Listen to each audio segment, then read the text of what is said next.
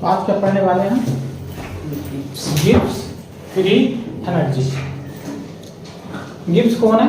एक साइंटिस्ट है और फ्री एनर्जी, उन्होंने फ्री एनर्जी का कॉन्सेप्ट दिया। तो वो क्या दिया था? उधर वाला पंखा चला गया, हो ये वाला नहीं चला।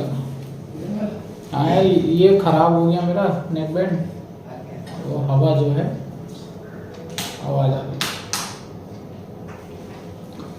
तो देखो क्या होती है गिब्स फ्री एनर्जी, से डेल्टा जी से डिनोट करते हैं ना। क्या है? जब रिएक्शन स्वतः होती है, जब रिएक्शन स्वतः, जब रिएक्शन कोई भी रिएक्शन, जब कोई भी रिएक्शन स्वतः, स्वतः मतलब स्पॉन्टेनियस, उसे कराने के लिए कोई ऊर्जा नहीं देनी पड़ती है, स्वतः होती है, तो डेल्टा जी क्या होता है? नेगेटिव होता है। क्या होता है? नेगेटिव। और डेल्टा एच भी क्या होता है? नेगेटिव होता है। एंथैल्पी, ये एंथैल्पी है और वो गिब्स फ्री एनर्जी। अब डेल्टा जी अगर नेगेटिव होगा तो डेल्टा जी होता क्या है? ऊर्जा। अब वो ऊर्जा क्या होती है? किया गया कार्य W है, तो W हमारा माइनस में होगा, तभी तो नेगेटिव आएगा। अब W बराबर, अब देखिए यहाँ क्या काम हो रहा है इलेक्ट्रोड के अंदर? इलेक्ट्रोड के अंदर हो रहा है कि मान लीजिए ये एक इलेक्ट्रोड है और ये दूसरा इलेक्ट्रोड है, एक पर कैसा चार्ज है? प्लस चार्ज है, ये माइनस चार्ज है इधर वाले पे, है ना, लेफ्ट पे, और इधर प्लस है। तो क्या हो रहा है भैया? इधर से इधर क्या जा रहे थे? इलेक्ट्रॉन जा रहे थे, इलेक्ट्रॉन जा रहे हैं। और कितने इलेक्ट्रॉन जा रहे हैं? एक इलेक्ट्रॉन जा रहा है क्या? नहीं, इधर इलेक्ट्रॉन जाएंगे मोल में। मान लीजिए n मोल इलेक्ट्रॉन से जा रहे हैं। कितने जा रहे हैं? n मोल।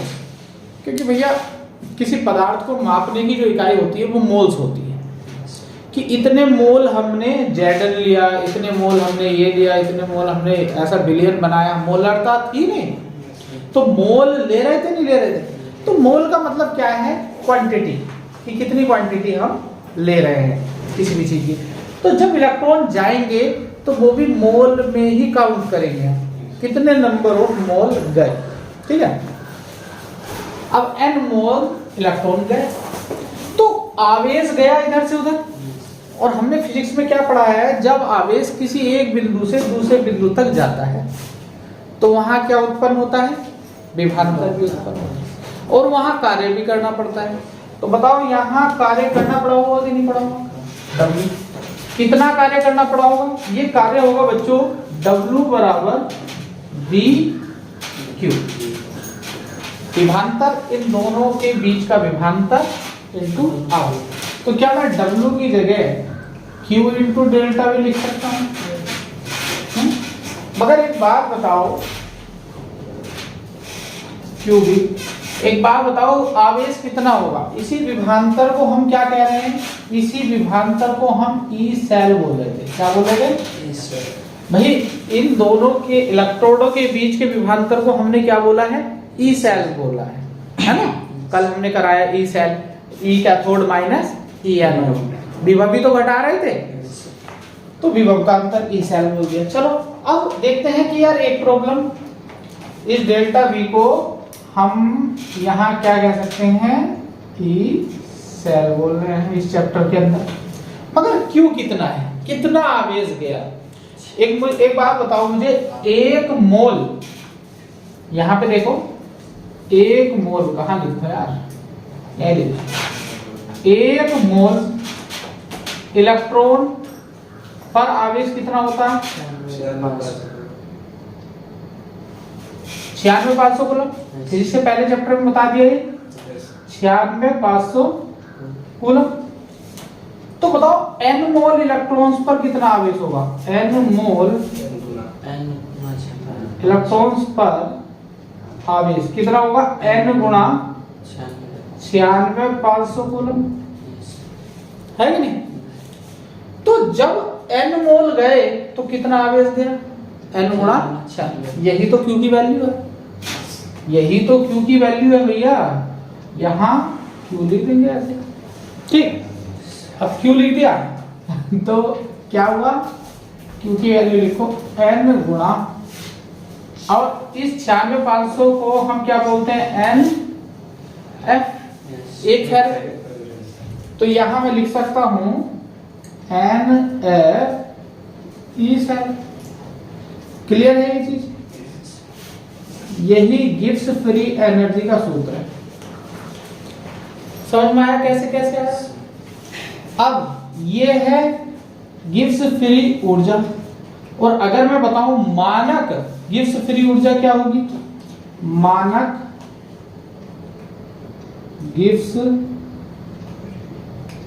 फ्री ऊर्जा, या गिब्स ऊर्जा भी कह देगा, फ्री ना कहे तो क्या होगी, डेल्टा जी नॉट बराबर minus N F E not cell. क्या लगा देंगे, नोट लगा देंगे सेल में, ठीक है। ये निकालना आता ही है, ये क्या थोड़ा माइनस ये नोट ई राइट माइनस ये दिया है आपको, और एक चीज जोड़ दी है, अभी इससे काम नहीं चलेगा। E Z N two positive, E Z N two positive से जेड एन, इसकी वैल्यू आपको दी है माइनस 0.76 वोल्ट, और ई CO2 पॉजिटिव से CO बराबर प्लस 0.34 वोल्ट, ठीक है। और आपको क्या निकालनी है, डेल्टा जी निकालनी है। चलिए मैं उधर कर दूं इस सवाल को। तो यह जो प्रॉब्लम हो ना, जो सवाल में दिया हो पहले उसे लिखा करो। अब जो प्रॉब्लम है प्रॉब्लम पे जाया करो, ऐसे नहीं कि कुछ भी निकालने लगे, पहले प्रॉब्लम क्या है, प्रॉब्लम है ये तो उसे लिखो। डेल्टा जी नोट अभी हमने बताया है minus N F E not. अब धीरे धीरे ये देखो, क्या हमें एन पता है, क्या हमें एफ की वैल्यू पता है? एफ तो मुझे पता है 96% है ना, उसमें एन की मल्टीप्लाई हो जाएगी जितने भी इलेक्ट्रॉन में होगी।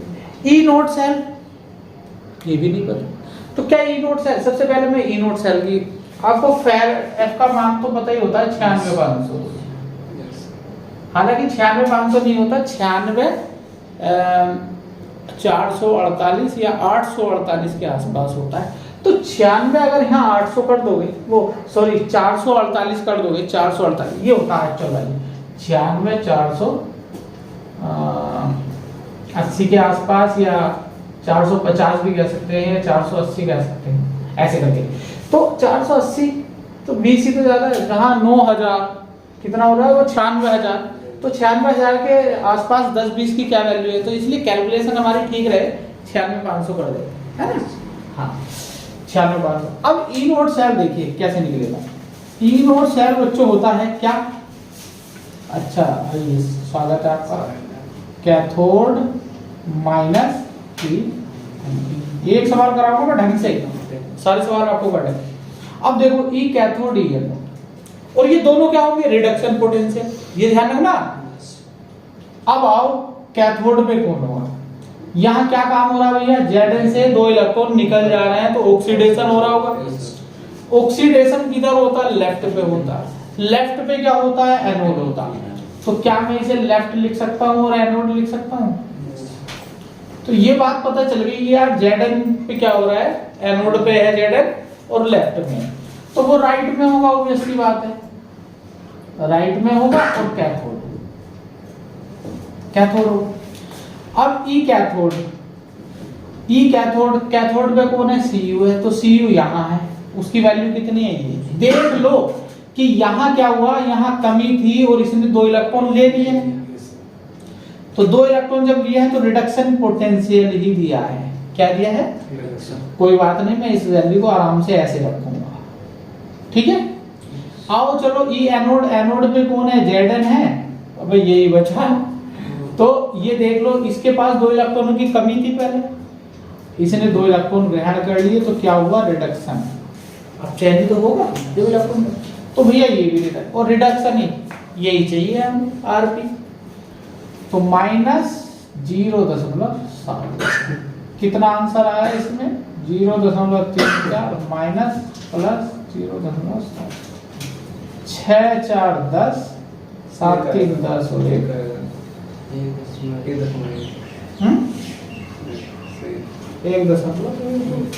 क्लियर है। इसकी कहानी निपट गई, इसकी कहानी निपट गई। एन निकालना बताओ। वैसे तो इस रिएक्शन में साफ साफ दिख रहा है कि इसने 2 इलेक्ट्रॉन दिए हैं और इसने 2 इलेक्ट्रॉन लिए हैं, परंतु बालको कभी कभी ऐसी रिएक्शन देगा कि आपसे इलेक्ट्रॉन निकालना मुश्किल हो जाएगा। उसके लिए क्या है, आप रासायनिक अभिक्रिया लिख सकते हो कि Zn ने क्या काम किया है। Zn सॉलिड ने Zn, ये रामबाण इलाज है, हालांकि इसमें तो दिख रहा है 2 इलेक्ट्रॉन गए, तो n का मान कितना है, n का मान भैया 2 है इसमें। देखो इसने 2 इलेक्ट्रॉन दिए हैं और इसने 2 इलेक्ट्रॉन लिए हैं इस रिएक्शन के लिए, इस रिएक्शन के लिए केवल, है ना। तो 2, अब कैसे निकालें। कॉपर ने क्या किया है, Cu2 पॉजिटिव 2 इलेक्ट्रॉन ले लिए होंगे, तभी तो कॉपर Cu सॉलिड बने। हमने कहा कि और इसने 2 इलेक्ट्रॉन दिए होंगे, ऐसे करके ये तो होगा। तो जब सेल अभिक्रिया बना के देख लो, सेल अभिक्रिया में अगर ये तुमने कैंसिल कर दिए इलेक्ट्रॉन, इधर के उधर कैंसिल हो गए, अगर इधर ले जाओगे तो माइनस में तो आएंगे 2 इलेक्ट्रॉन, अबे ये बराबर का चिन्ह तो है, तो ये कैंसिल हो गए। कितने इलेक्ट्रॉन कैंसिल हुए, 2। तो n का मान कितना है, इस पूरी रिएक्शन में 2 इलेक्ट्रॉनों का खेल हुआ है इस रिएक्शन में। जितने कैंसिल होगा, हाँ जितने कैंसिल हो गए। अगर यहाँ 1 होता तो क्या करना पड़ता, 2 से मल्टीप्लाई करना पड़ता, तो तब 2 इलेक्ट्रॉन आते नहीं आते। समझ रहे हो ना, हो गया। तो सेल अभिक्रिया बना के देख सकते हैं। सेल अभिक्रिया में मैंने एक बात बताई थी कि उसमें इलेक्ट्रॉन्स नहीं होने चाहिए, है ना। जैसे अब देखो सेल अभिक्रिया क्या बनेगी, प्लस Cu2 पॉजिटिव एक्वस, और इधर क्या बनेगी Cu प्लस Zn। क्या इसमें इलेक्ट्रॉन आए, क्योंकि हमने कैंसिल कर, और जितने इलेक्ट्रॉन कैंसिल होंगे वही n की वैल्यू होगी। चलिए अब सारी वैल्यू को उठा के यहाँ रख देते हैं, 2 × 96,500 और गुणा 1.1। बच्चों ये आंसर आएगा इसका, मैं आंसर बता देता हूँ, जो भी आएगा आप मल्टीप्लाई कर सकते हैं, मुझे भी नहीं पता कितना आएगा, है ना। अब मुझे ये बताओ, ये आप कैलकुलेट कर लोगे। चलो यहाँ बताओ कैसा आया डेल्टा जी का मान, डेल्टा जी नोट का मान नेगेटिव आया, तो क्या ये रिएक्शन स्वतः होगी। हाँ, yes yes, this reaction is spontaneous. हाँ, यह रिएक्शन स्वतः का मतलब क्या है, अपने आप स्वतः होगी, कि कोई काम अपने आप हो रहा है, उसे कराने के लिए हमें बिजली नहीं देनी पड़ रही, एनर्जी नहीं देनी पड़ रही, तो ये रिएक्शन स्वतः हो। कंडीशन पर दिया है, हमारा कंडीशन पर है ये क्वेश्चन। तो भैया आपकी प्रॉब्लम क्या है, प्रॉब्लम बहुत सारी है। अब क्या निकालना है, डेल्टा जी। तो रे बच्चों मैं इधर करवा देता हूँ, डेल्टा जी निकालने का मसूदा, डेल्टा जी नोट बराबर माइनस NF E नोट 7। किसी बालक को पता, पवन पता इलेक्ट्रॉन कितने गए, F पता, F का मान कितना होता, पवन लो। N का मान नहीं पता, E नोट 7 निकालो दे सबसे पहले, या N ही निकालने हैं। हाँ बता, 2 कैसे 2, और यहाँ देखिए हाँ, मतलब वहां अगर तुम्हें दिख रहा है 2, एक अर्ध सेल में 2 दिख गया तो देखिए 2 ही होगा, यहाँ भी तो देख लो, यहाँ तो 1 ही है। चलिए आप हिसाब लगाइए, मैं E नोट सेल निकलवाता हूँ। क्या कह रहा है क्या कह रहा, अच्छा हिसाब को कह रहा। अबे सिवाय क्या करते रहता है, ये सच उल्टा बन गया है, वही बताया। कौन? पीछे उसके लिखा अरे कोई बात नहीं, धन्यवाद। तो बदल लेना, अभी अभी बदलेगा क्या? तो उल्टी पहनने में क्या दिक्कत है? तो पवन थोड़ा उल्टा हो गया। इतने कॉन्फिडेंट रहो कि दूसरे ने अगर बताया तो क्या दिक्कत है? आज ये फैशन है, खत्म। कॉन्फिडेंस होना चाहिए। आपने कोई ऐसा गलत काम तो नहीं कर दिया?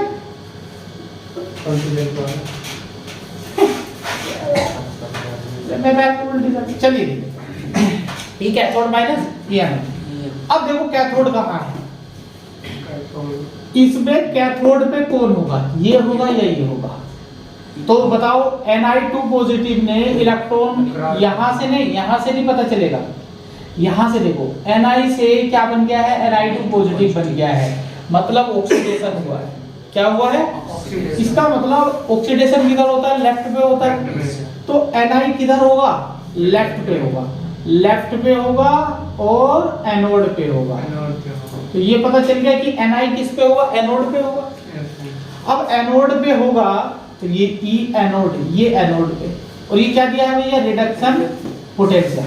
Ni2 पॉजिटिव से कहा जा रहा है, किसी बालक को अगर सवाल देना हो ना, इसका किसी का टेस्ट लेना हो तो ये बदल देना, Ni से Ni2 पॉजिटिव कर देना।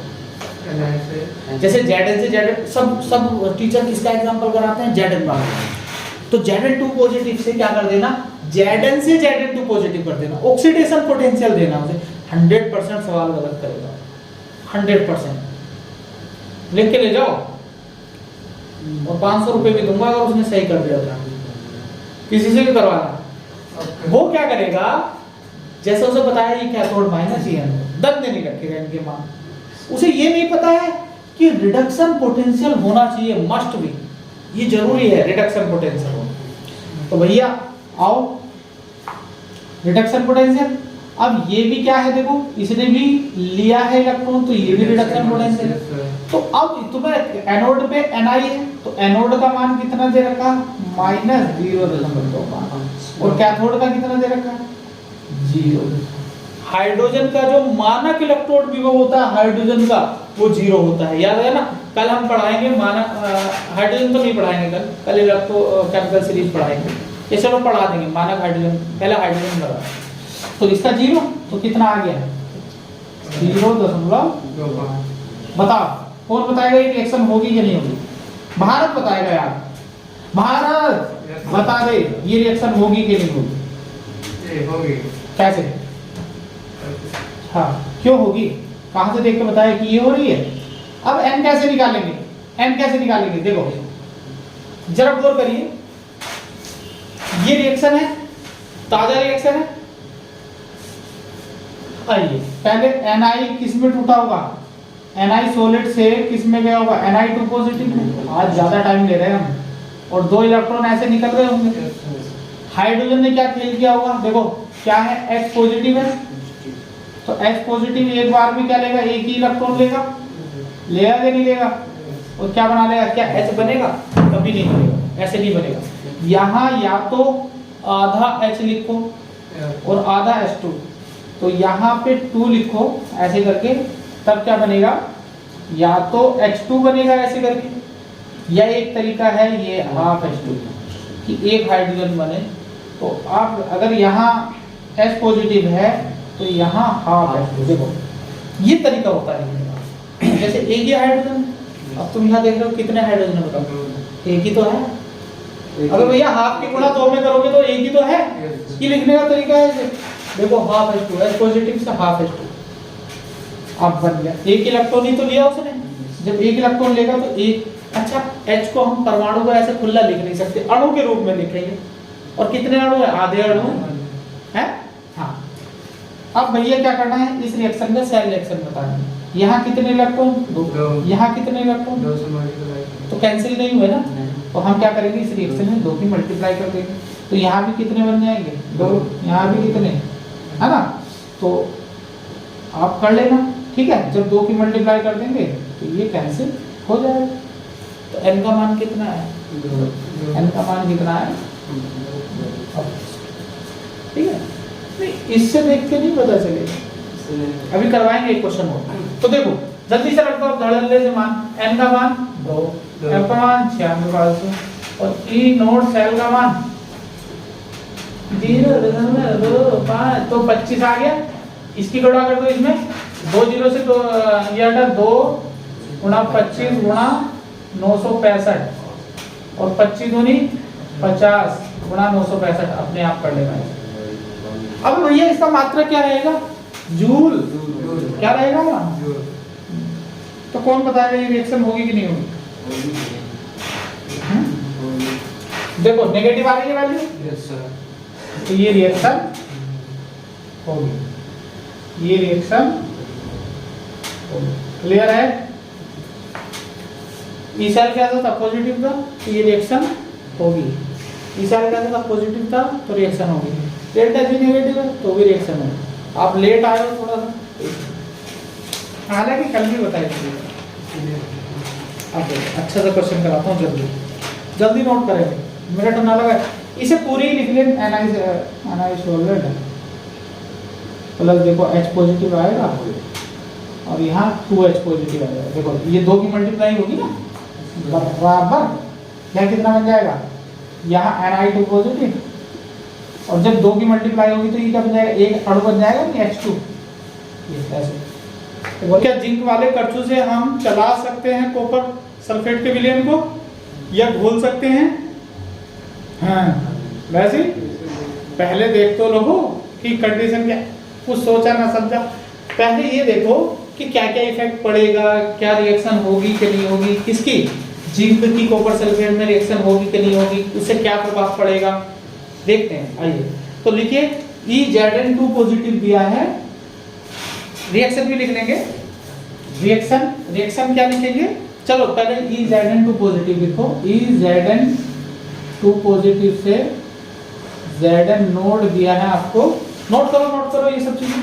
-0.76 वोल्ट और E नोड Cu2 पॉजिटिव से Cu दिया है 0.34। अरे ये फिक्स होती वैल्यू, ओ ये फिक्स है वैल्यू इनके लिए।